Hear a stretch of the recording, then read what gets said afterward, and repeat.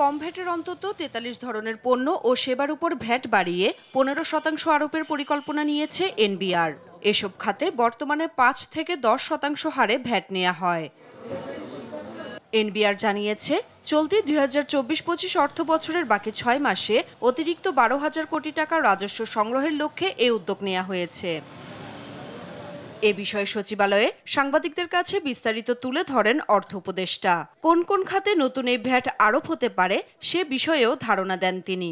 রেস্টুরেন্টের দাম বাড়িয়েছি ৩ তারকার উপরে যে রেস্টুরেন্টগুলো, এই যে বিমানটা ৫০০ টাকা ছিল ২০০ টাকা বাড়িয়েছে। ইন্টারনাল বিমানে এখন লোকজন মোটামুটি যারা বিমানে চড়ে তার ২০০ টাকা বেশি দিতে পারবে না বলে মনে হয়।